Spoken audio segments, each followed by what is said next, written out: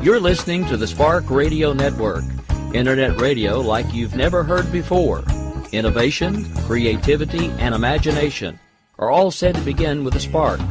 So fasten your seatbelt and take the ride of your life and listen for the spark. You are listening to KLRN Radio, where liberty and reason still reign. Most writers and radio show hosts know that to connect with your fans, you need to do more than just write books or record the latest podcasts. There are many different elements that go into forming an online platform, but there are also many hidden traps. To make matters worse, solid advice on how to survive the muddy waters is scarce. In the book Hidden Traps, I talk about some of the important issues of working with an online platform, highlighting traps that could put your physical or internet security at risk or be harmful to your reputation. Are your social media posts just links with a few disjointed words, making you look like someone who can't complete a sentence? Did your new website cost you more than you anticipated? Are you leaking your personal contact details across the web without even knowing it? Then you need Hidden Traps. Hidden Traps is now available in paperback and ebook from a variety of retailers, including Amazon, Barnes & Noble, and Kobo. Visit blackwolfpublications.com for more details.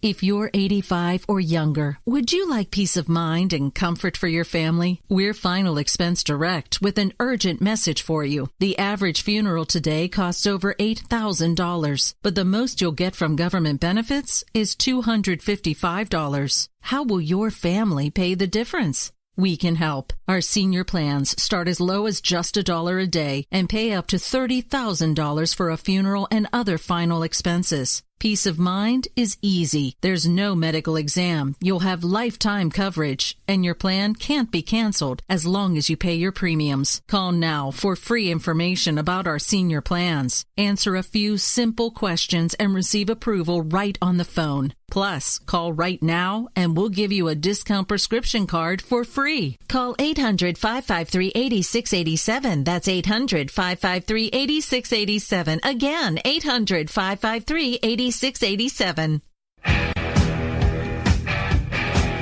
KLRN Radio has advertising rates available. We have rates to fit almost any budget. Contact us at advertising@klrnradio.com.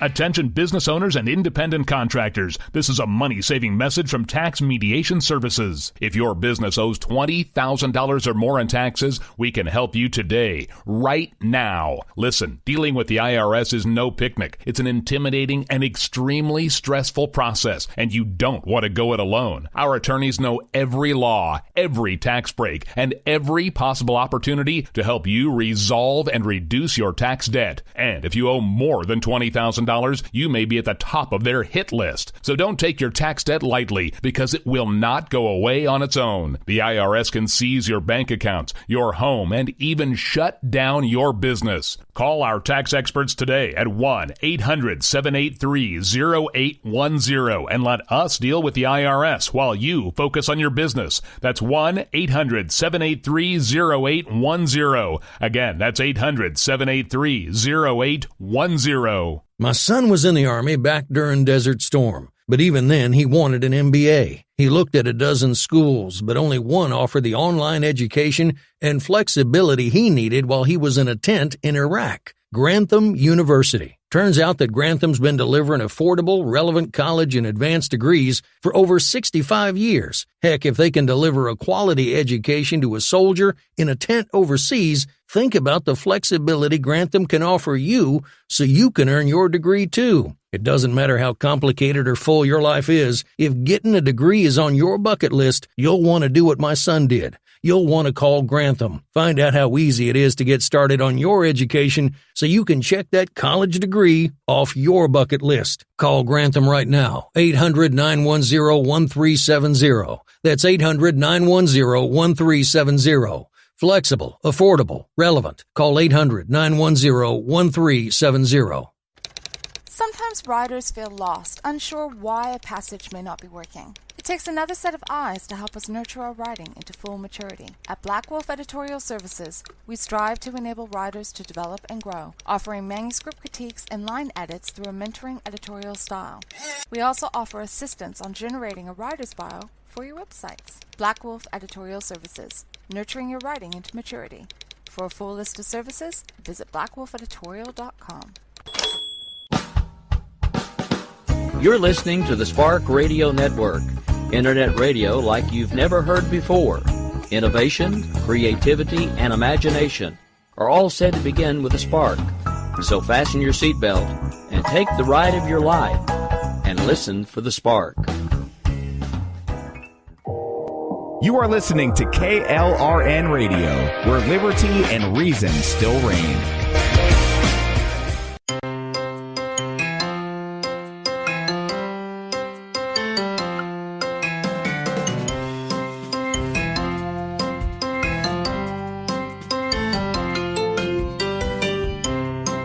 The world around us is an amazing place, filled with beauty and with science.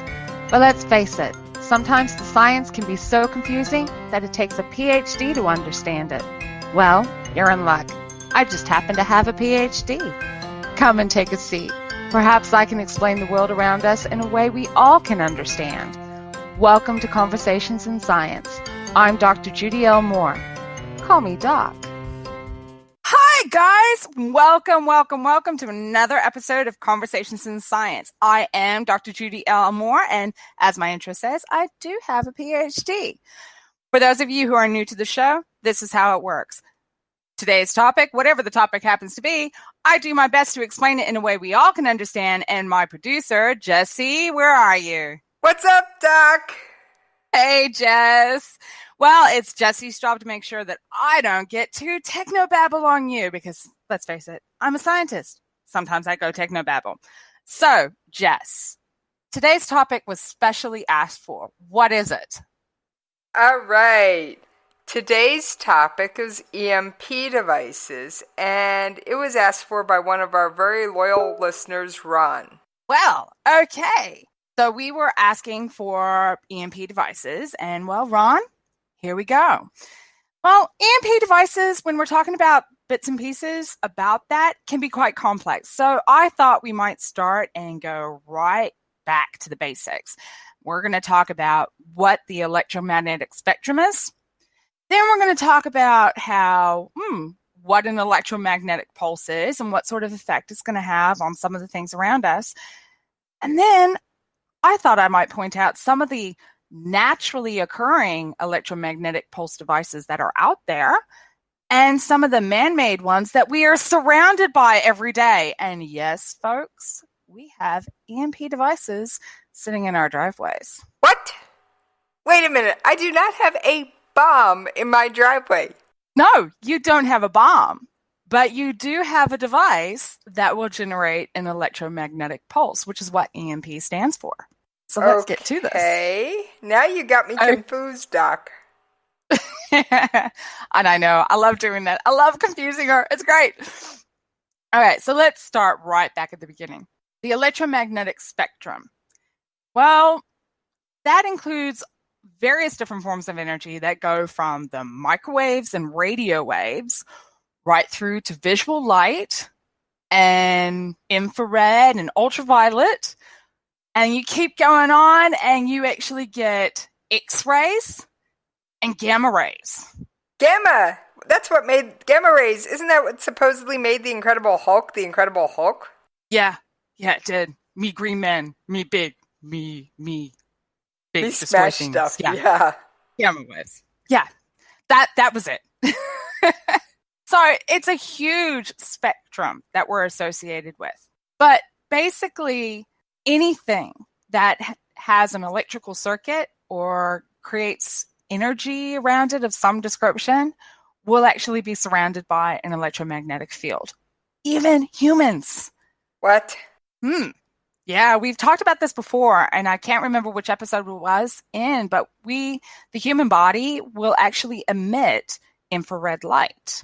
Yeah, we did talk about this. Now, I'm just like you on that. I don't remember what episode, but it was there somewhere. It was there. And, well, infrared sources is an electromagnetic source. It's part of the spectrum. Okay, so we've got those electromagnetic fields around us everywhere. But that doesn't mean that we are ourselves going to, blow things up. No, that's not going to happen. But what makes an electromagnetic pulse is anything that is a sudden burst of energy, generally in the form of electricity, that goes between 2 points instantaneously. I jokingly call my daughter an electrifying personality because sometimes she and I will touch and there'll be like this spark that goes between our skin. Well, that's actually an electromagnetic pulse.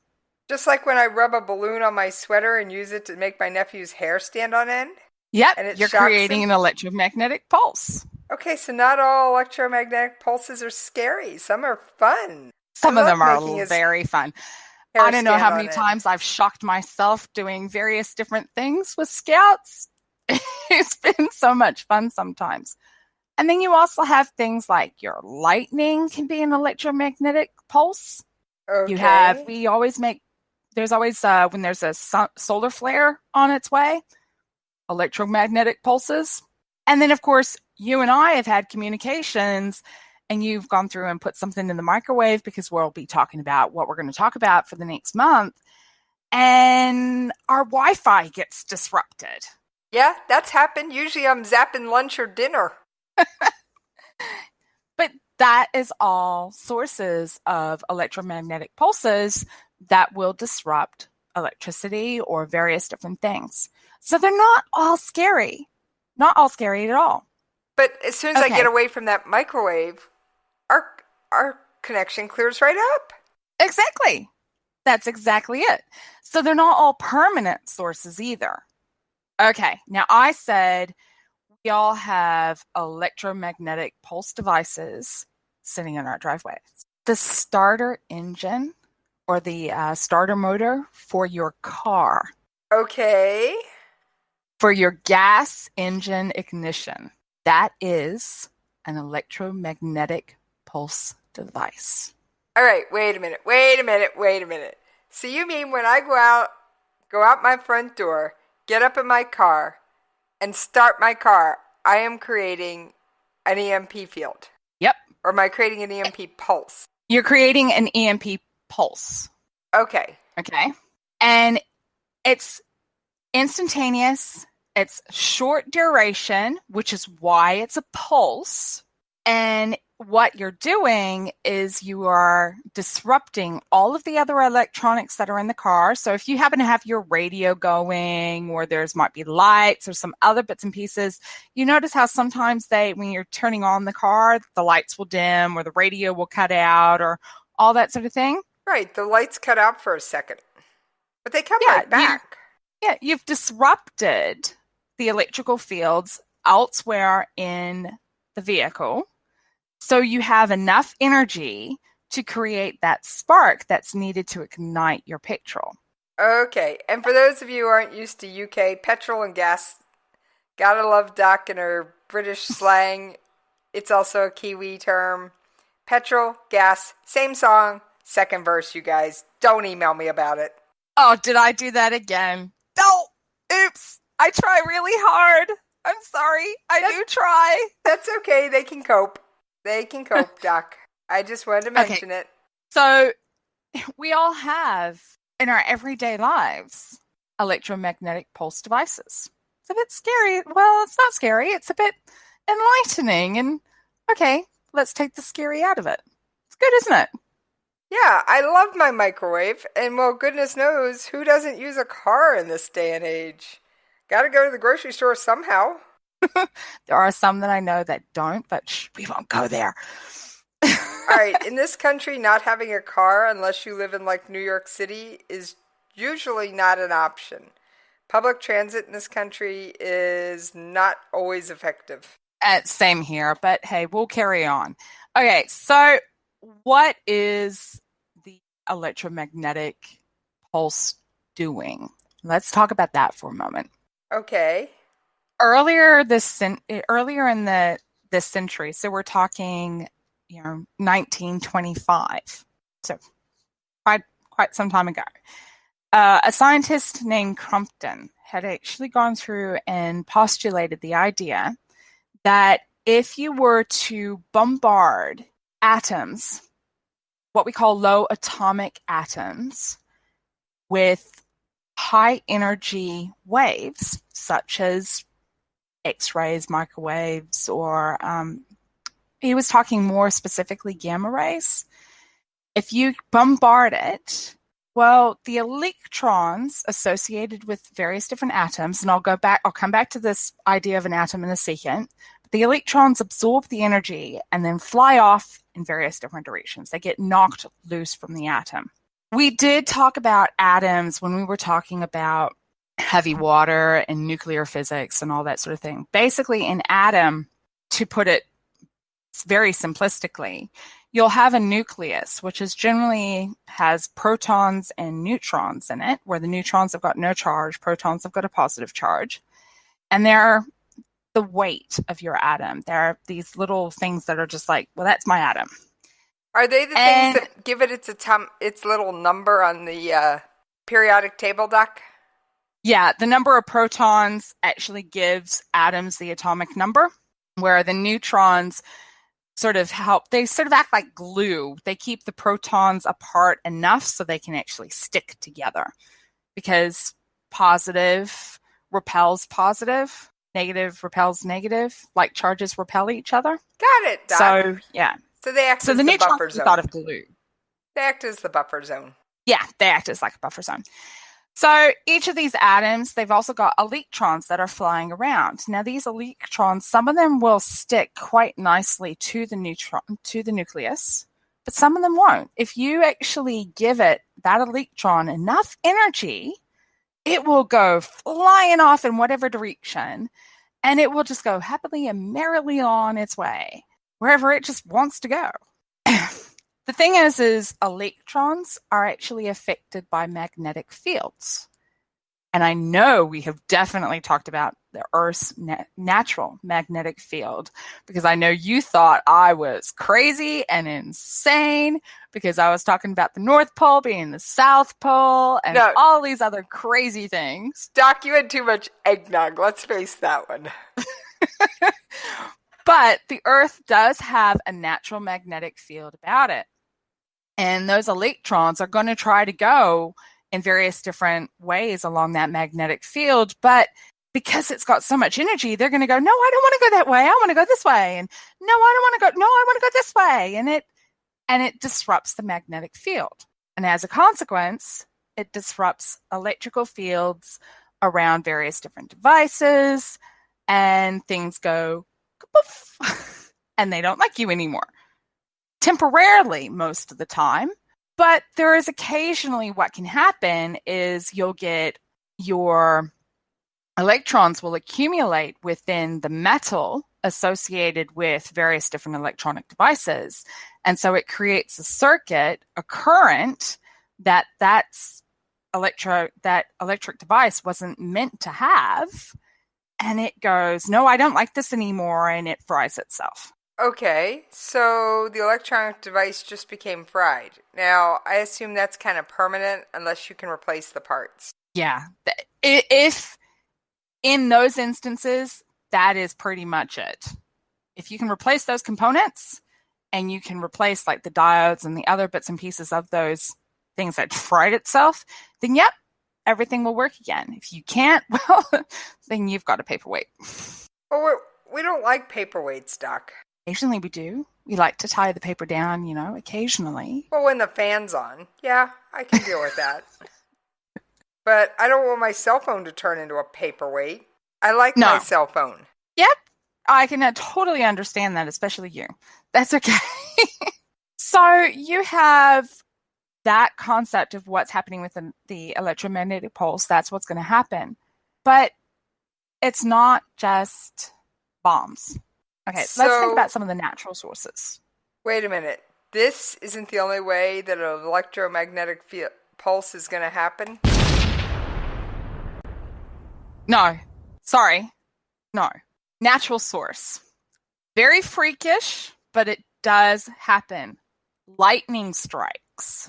Have you ever heard of someone or ever had it happen to yourself where things have been struck by lightning and the amount of energy, electricity that just suddenly goes through whatever it's being struck? It's quite impressive. And it just fries everything along its path. It just goes and melts. It melts metal. That's a lot of energy, a lot of electricity, a lot of heat that is suddenly going through whatever it hits. That is, by all definitions, an electromagnetic pulse. It's instantaneous, it's short duration, it's sudden amounts of energy. Yeah, and it fries things. I've actually seen video of lightning strikes passing through things, and well, there was a lightning strike not too far from my house about a little over a year ago, and most of my electronics were fine. If they were on surge protectors, had to replace a few surge protectors, but they did their job. The couple things that weren't, well, had to replace them entirely. But that's what surge protectors are designed for. That's what your fuse box in your house is designed for. If the surge protector has got in it a series of fuses, and if it detects an amount of current going through it that's a sudden ramp up of current that it's not expecting, what will happen is those fuses, the fuse wires, will melt and they will breaking the circuit. So electricity will no longer be able to flow through it because it's now trying to go through air and it doesn't like that. But that's what they're designed to do. That's what the circuit breaker is totally designed to do. A sudden surge of power and it goes poof to protect everything else in the house. You put the surge protectors on your various different appliances. Again, that's what it's designed to do. It's to stop that sudden surge of electricity flowing through the circuit to protect whatever the device is. Okay. Yeah, I think I'm with you so far. So you have to maybe replace that sort of thing, but you can cope with that. I mean, yeah, it's annoying and yeah, it costs money, but yeah, don't put a nail in your circuit breaker, please. No. Because you have a fuse that keeps blowing. Please don't do that. That's call the electrician, isn't it, Doc? Yeah.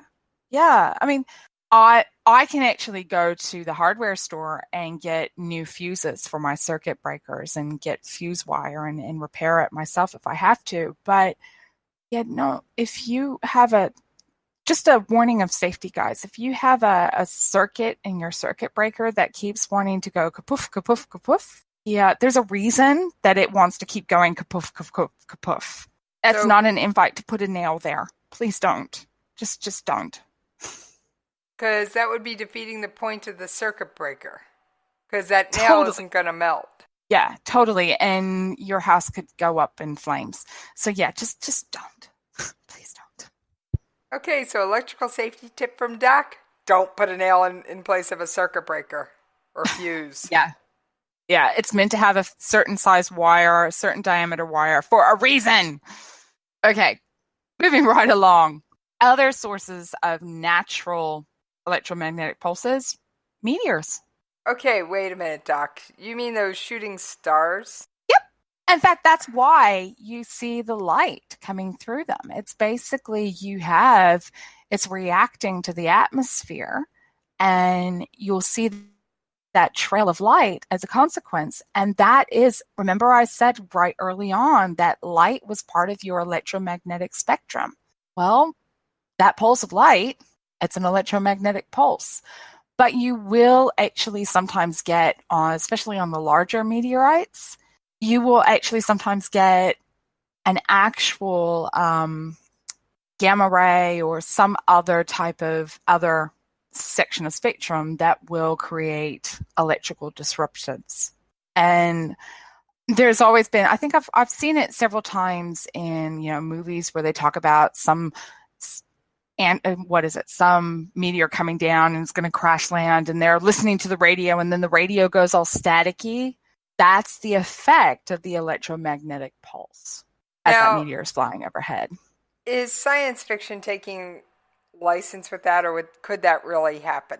That could, I mean, if a meteor is flying directly overhead your house, yeah, things could definitely get a little bit disrupted and all that sort of thing. That particular thing is, yeah, very Okay, believable. so that's science fact, not science fiction. Yeah, that one's science fact, but will it go to the extreme that they take it? Possibly not. That can be a bit more extreme. Yeah, because fiction is known for, well, they take a lot of artistic license, Doc. And they embellish, yeah. I mean, if we want to talk about pulp fiction in a way, we take the latest version of War of the Worlds with Tom Cruise.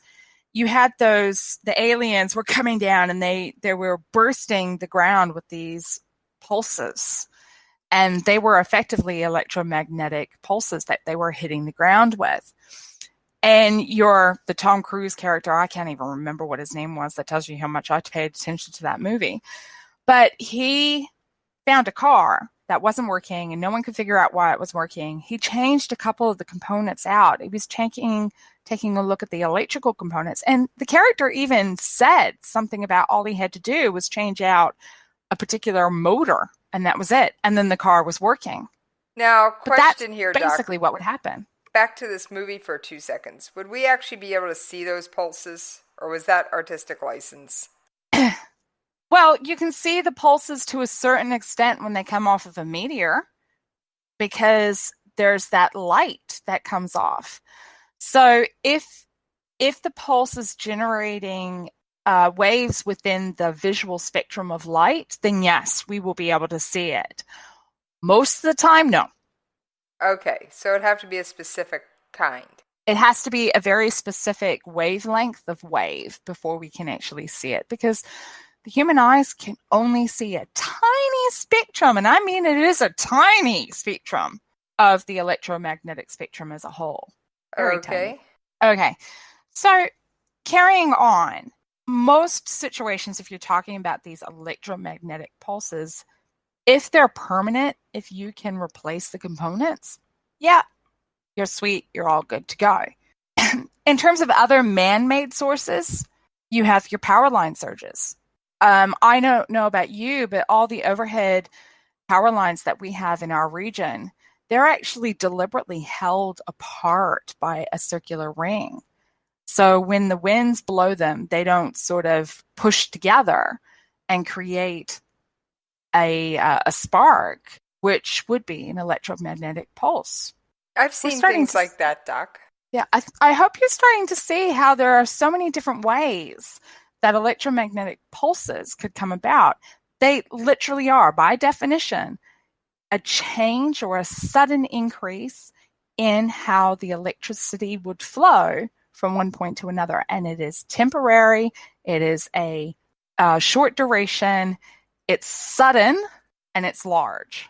So why is everybody freaking out about the fact that one could come after the effects of a nuclear bomb blast? I mean, I hate to go to the scary realm, Doc, but yeah. Okay. We've got an idiot with nuclear weapons running around the earth. Yeah, I know. I'm a bit scared by that too. Okay, so when you start weaponizing electromagnetic pulses, there are two different ways of doing it. One is to use nuclear methods, and the other one is to use non-nuclear methods. In the nuclear blast, so we're going to talk about the nuclear weapons to start with, you get the shock wave of the bomb itself, which does a lot of damage. Seconds later, that's followed by the heat wave. Within microseconds later, that's followed by your gamma ray burst. And you're talking only 0.5% of the energy from the bomb is your gamma ray burst.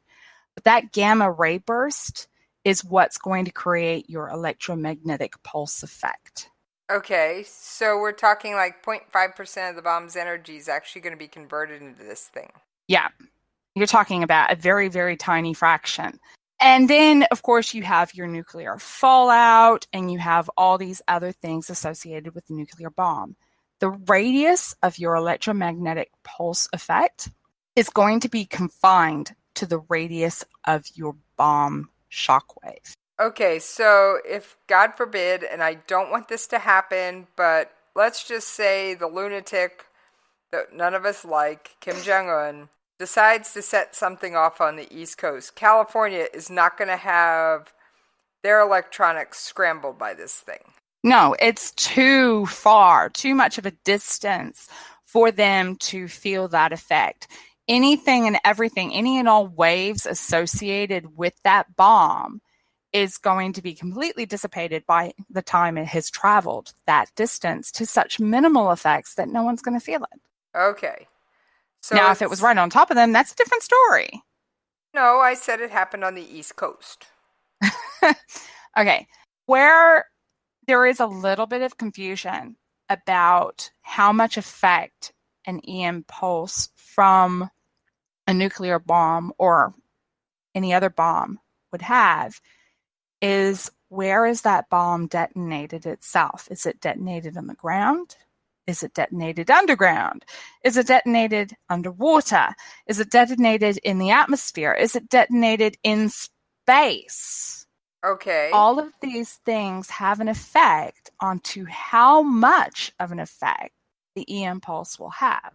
So, well, I don't recall hearing anything about an EMP pulse going up when North Korea did their last nuclear test, not to take this show into political but current events type range, because they did it underground. So I'm assuming the Earth was an insulator there. That's exactly it. Basically, the waves that come off of these bombs are spherical. They go out in a spherical way. And the energy has to travel through whatever medium they encounter. So if they're underground, all of that energy that's being dissipated has to move all of that earth for it to move, for the various different waves to keep going on. And the earth will act a bit as an insulator. It's a very good insulator for electricity, as a matter of fact. Remember, we're talking about EMPs. So gamma rays, it goes through and disrupts the electrons associated with these atoms, and the electrons go flying off in different directions. Those are electrical. They're all associated with electrical fields. So if they're going through an insulator, well, it's going to stop those electrons from moving far enough. So they're not going to travel very well. So that's Water is an insulator to a certain extent. Very limited, though. But that's why no planes fell out of the sky when North Korea did it, because they did it underground. Because they did it underground. And then, but if you're talking about something that's on the surface of the earth, well, you're still going to get an EMP field, but you're not going to get as strong as an EMP field because, remember, they're spherical. And a large amount of that sphere is going to go straight into the ground rather than above it. The dangerous ones are the ones that are in the atmosphere, especially upper atmosphere, because the atmosphere is so thin, there's not much air, and there's not much there to stop the electrons from going every which direction and go, wee, wee, wee, I want to go that way, I want to go that way, I want to go that way. There's not much there to stop them and attenuate them. And as a consequence, that EMP field is going to have a greater effect than something near the ground. But dare I say it, if it's coming from a nuclear bomb, EMP field is going to be the least of your worries. It's going to be the radiation fallout that I'm going to be more scared about. Thank you. Well, if it's on the other side of the globe, by the time it gets to you, it'll be very much dissipated. Yeah, but it's still radiation fallout. Yeah, I'm not going to like that. Nobody likes that stuff, Doc. I mean, hey, we don't want to glow in the dark. No, definitely not. No, thank you. I'll pass. I mean, I love my glow stick. I don't want to look like one. Okay, so let's move it away from nuclear. Non-nuclear EMP devices. They do exist. We do have them. And the U.S. military has been experimenting with them since the 1950s. That long, Doc? So this ain't new. This is definitely not new. And this, by the way, is how we know about EMP shielding. This is why we have EMP shielding on a lot of our devices nowadays, because scientists have been experimenting with electromagnetic pulse devices, non-nuclear electromagnetic pulse devices since the 1950s. So we know the effects that it's going to have and how to potentially negate them. Okay, so we're not totally sitting ducks waiting for stuff to happen. A lot of things are shielded. A lot of things are shielded now. Yeah. There will be some things that aren't because they can't be. Like you said, you've got some of the devices in your own house because of the way they work. They can't be on surge protectors. Well, and that'll be the same thing, because of the way they work. Some things can't be on, have EMP shielding, but a lot of things will. Okay. And it's because we have this understanding of what effects things have. We know what to expect. All right, so this isn't the end of the world. You may need a No. new cell phone, but it's not the end of the world. End of the cell phone. That could be that could be entertaining. Oh, yeah, just imagine the whole generation of millennials that get all their news by cell phone suddenly cut off from their Twitter. Oh, I think some of them would go into absolute... Oh, yeah. Okay, we won't go there. We won't go there. Definitely not. Definitely not. Oh, it could be fascinating to watch. It could be absolutely hilarious to watch, but we won't go there. Yeah, you don't want to picture your teenager without their cell device connected to them, huh? Yeah, no, we won't go there. So, yeah, the non-nuclear EMP devices have been around for a very long time. There was actually websites on a variety of different websites that talk about the mathematics and the science behind some of these devices. And I have to admit, I was looking at them last night going, yeah, even I don't understand what that electrical circuit even means. I'm sorry, I don't read electrical circuits. But all of these websites that have this information, you cannot build an EMP bomb from them. There's not enough information. They're just talking about the science behind it and the way the things work to generate whatever they're generating. They're always missing. You didn't find a how-to manual when you were out there last night, but I'm sure, guys, no emails. I'm sure there's one out there. There's one out there for everything these days, but we're not putting one out. No, we're not going to. And I'm sorry, the electrical circuit designs and all that sort of thing means, yeah, I'm not going there. I'm not going to even link them to you. I'm sure if you really want to, you could find it, but no. But this information, there's not enough detail within the papers, within the articles that are there to actually generate and come up with your own. I am sure there are people out there that are smart enough to figure it out, but hopefully they're smart enough not to even try to use it. Probably a fast way to get the Secret Service at your door, among others. Yeah, we just don't want to go there. So, warning, guys, warning. But it is an interesting concept to understand that we've been looking at this since the 1950s. Shielding exists because of it. Okay. Everything's okay. We'll be fine. We'll just laugh our heads off as certain people get cut off from social media. That's all. Okay, so it will be a disaster for a while, but it can be fixed and recovered from. Yeah, it definitely can. The more simplistic the circuitry, the easier to fix things it will be. Dare I say it?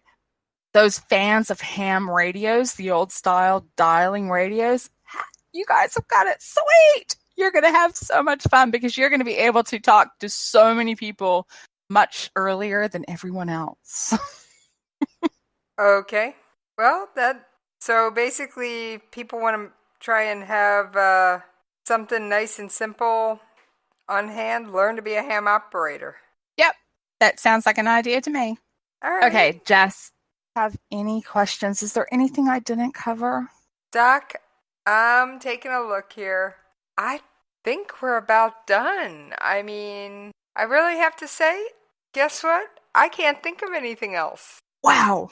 Yeah, I'm a bit stumped as well. So, yeah, we're surrounded by EMP pulse devices. Our car has one, and that's the way it works, guys. We understand what the pulses do to electronics, which is why we have EMP shielding with a lot of our stuff nowadays. Yeah, don't panic. Honestly, just please don't. There are things that are much scarier than being without your cell phone. Well, thanks, Doc. I think I now understand EMPs. Well, and thanks to Ron of our faithful listeners to actually suggesting the idea. If any of you have any other ideas, do please let us know. Well, that brings us to an end of another Conversations in Science. If you have any questions about science and about some of the world around us, feel free to drop me a line. I'm on Twitter, and you can find me at Judy L. Moore, or you can look me up on Facebook, Judy L. Moore, or you can drop me a line on my personal website, judylmoore.com. I think you're seeing the pattern here. Then, of course, if you are interested in some of the other projects I do, which is the writing and editing, feel free to check me out on blackwolfeditorial.com. But then, of course, don't forget, if you are wanting more information about the science, you can also contact us at the station with the email of science@klrnradio.com. Then, of course, there's my cohort that keeps going through and popping up. You mean me, Doc? Well, for anybody who wants to track me down, you can find me on Twitter at Jessie's POV. And you can also drop me a line at the station at Jessie's POV at KLRNRadio.com. Bye, guys. Bye.